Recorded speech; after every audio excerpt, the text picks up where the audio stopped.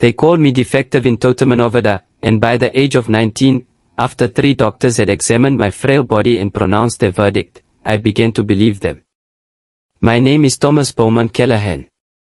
I am 19 years old, and my body has always felt like a betrayal, a collection of failures written in bone and muscle that never formed properly. I was born premature in January 1840, arriving 2 months early during one of the coldest winters Mississippi had seen in decades. My mother, Sarah Bowman Callahan, went into labor unexpectedly at a dinner party my father was hosting for visiting judges and planters. The midwife who attended her, an enslaved woman named Mama Ruth who had delivered half the white babies in the county, took one look at me and shook her head. "Judge Callahan," she told my father, "this baby won TT last night. He's too small. His breathing is shallow. Best prepare your wife for the loss." But my mother, delirious with fever and exhaustion, refused to accept that. "He'll live," she whispered, holding my tiny body to her chest. "I know he will. I can feel his heart beating. It's weak, but it's fighting." She was right. I survived that first night, and the next, and the next. But surviving is not the same as thriving. At 1 month, I weighed barely 6 pounds. At 6 months, I still couldn't hold up my own head. At 1 year, when other babies were standing and taking first steps, I could barely sit upright. The doctors my father brought in, from Natchez, from Vicksburg, from as far as New Orleans, all said the same thing. Premature birth had stunted my development in ways that would affect me for life. My mother died when I was 6, a victim of the yellow fever epidemic that swept through Mississippi in 1846. I remember her in bed, her skin the color of old parchment, her eyes yellowed and distant. She called me to her bedside the day before she died. "Thomas," she whispered, her voice barely audible, "you're going to face challenges your whole life. People will underestimate you. They'll pity you. They'll dismiss you. But you have something more valuable than physical strength. You have your mind, your heart, your soul. Don't let anyone make you feel less than whole." She died the next morning. I didn't fully understand her words until years later. My father, Judge William Callahan, was a formidable man in every way I was not. 6 feet tall, broad-shouldered, with a voice that could silence a courtroom with a word. He'd built his fortune from nothing, starting as a poor lawyer from Alabama, marrying into the Bowman family's modest plantation, and through shrewd investments turning 800 acres into an 8,000-acre cotton empire. Callahan Plantation sat on the high bluffs overlooking the Mississippi River, 15 miles south of Natchez, on what was considered the richest soil in the South. The main house was a Greek Revival mansion my father built in 1835, 2 stories of white painted brick with massive Doric columns, wide galleries, and tall windows that caught the river breeze. Inside, crystal chandeliers hung from 15-foot ceilings, imported furniture filled rooms large enough for 100 guests, and Persian rugs covered polished hard pine floors. Behind the mansion stretched the working plantation, the cotton gin, the blacksmith shop, the carpentry workshop, the smokehouse, the laundry, the kitchen building, the overseer's house, and beyond that, the quarters, rows of small cabins where 300 enslaved people lived in conditions that contrasted sharply with the mansion's luxury. I grew up in this world of extreme wealth built on extreme brutality, though as a child I didn't grasp the full implications. I was tutored at home by a succession of teachers my father hired. I was too frail for the rough and tumble of school, too sickly to board at the academies where other planters' sons went. Instead, I learned Greek and Latin, mathematics and literature, history and philosophy in the quiet of my father's library. By 19, I stood 5'2", the height of a boy entering puberty, not a young man. My frame was slight, maybe 110 pounds, with bones so delicate Dr. Harrison once said I had the skeleton of a bird. My chest caved inward slightly, a condition doctors called pectus excavatum, from ribs that never properly formed. My hands trembled constantly, a fine tremor that made simple tasks like writing or holding a teacup an exercise in concentration. My eyesight was terrible, requiring thick spectacles that magnified my pale blue eyes to an almost comical size. Without them, the world was a blur. My voice had never fully deepened, stuck in that awkward range between boy and man. My hair was fine and light brown, thinning already despite my youth. My skin was pale, almost translucent, showing every vein. But the worst part, the part that would ultimately define my fate, was my complete lack of masculine development. I had no facial hair to speak of, just a few wispy strands I shaved more out of hope than necessity. My body was hairless, smooth as a child's, and the doctor's examinations confirmed what my father suspected: my reproductive organs were severely underdeveloped, rendering me sterile. The examinations began shortly after my 18th birthday in January 1858. My father had arranged for me to meet a potential bride, Martha Henderson, daughter of a wealthy planter from Port Gibson. The meeting was a disaster. Martha took one look at me and couldn't hide her disgust. She made polite conversation for exactly 15 minutes before claiming a headache and leaving. I overheard her telling her mother as they departed, "Father can't seriously expect me to marry that child. He looks like he'd break in half on our wedding night." After that humiliation, my father summoned Dr. Harrison. Dr. Samuel Harrison was Natchez' most prominent physician, a Yale-educated man in his 50s who specialized in what he called matters of masculine health and heredity. He arrived on a humid February morning, carrying a leather medical bag and an air of clinical detachment. My father left us alone in his study. Dr. Harrison had me undressed completely, then conducted the most humiliating hour of my life. He measured me, height, weight, chest circumference, limb length. He examined every inch, making notes in a small journal. He paid particular attention to my groin, manipulating my underdeveloped testicles, commenting aloud about their size and consistency. "Significantly below normal," he muttered, writing.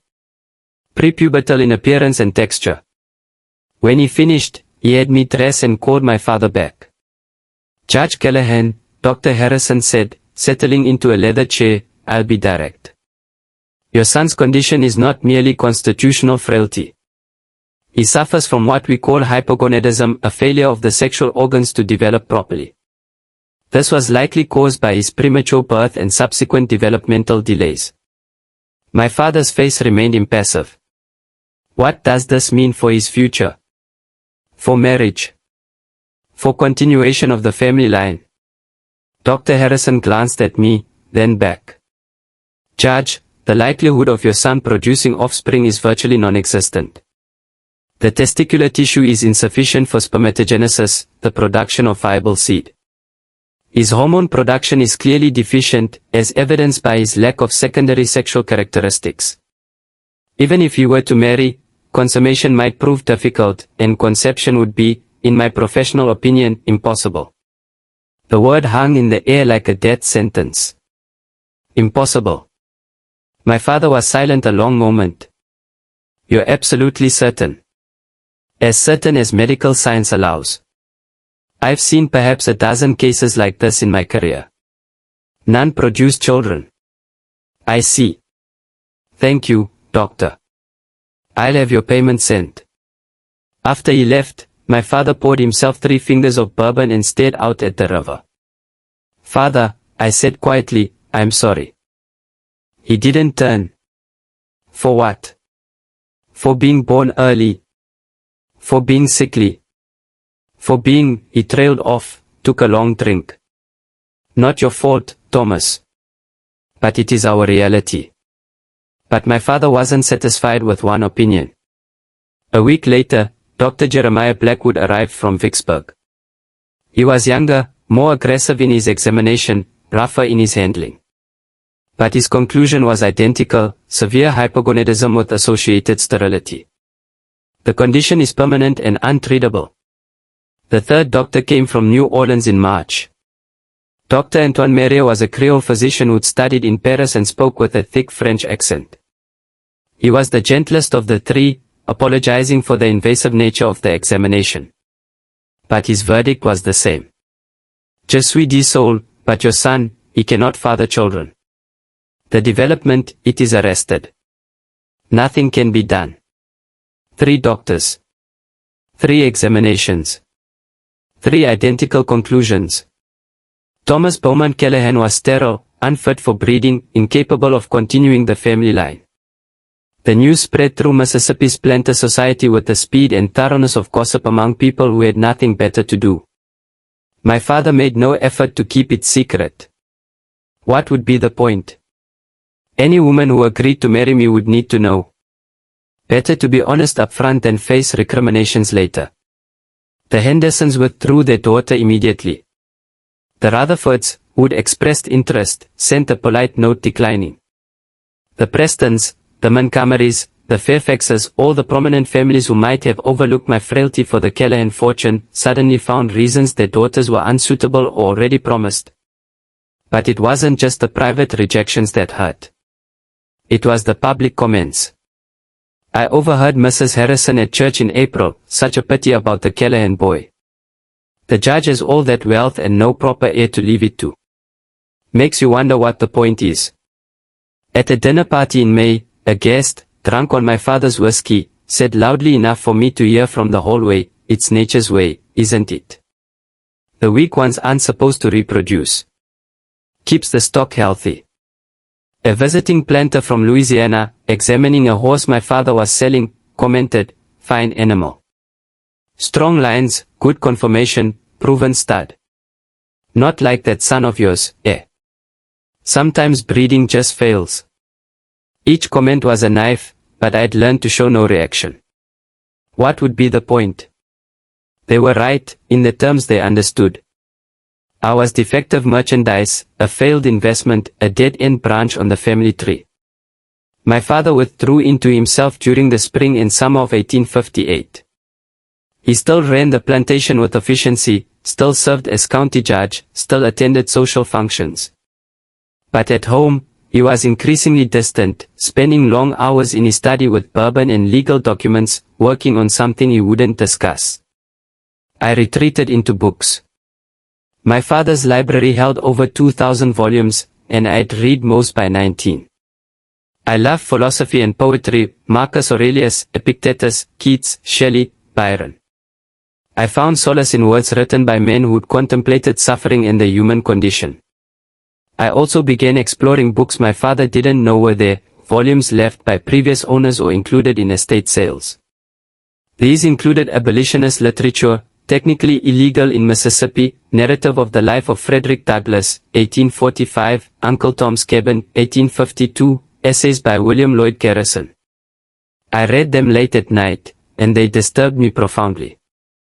I'd grown up accepting slavery as natural, ordained by God, beneficial to master and slave.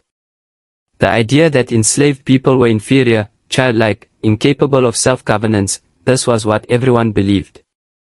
But these books presented a different picture. Douglass wrote with intelligence and eloquence that matched any white author. He described the brutality, the whippings, family separations, sexual exploitation, the psychological torture of being property. Uncle Tom's Cabin, though fiction, depicted slavery's horrors with devastating impact.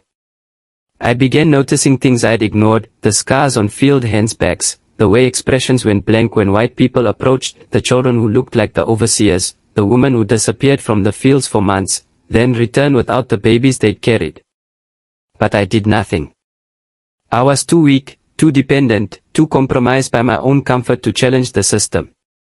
I told myself I was different, that I treated enslaved people with more kindness. But kindness doesn't make slavery less evil. It just makes the enslaver feel better about participating. In September 1858, my father tried again to find me a bride, contacting families outside Mississippi, in Alabama, Louisiana, Georgia. He lowered his standards, approached families of lesser standing. He offered generous dowries, guaranteeing luxury. The responses were variations, "Thank you, but Caroline is already promised. We appreciate your interest, but we don't feel it would be suitable. While your son seems a fine young man, we're looking for a situation with different prospects." Different prospects, a polite way of saying a husband who can give us grandchildren. By December, my father had stopped trying. We ate dinner in silence most nights, the clink of silver on china the only sound in the massive dining room. Sometimes he'd look at me with an expression I couldn't quite read, disappointment, certainly, but also something like desperation. The explosion came in March 1859. It was late evening. My father had been drinking more than usual.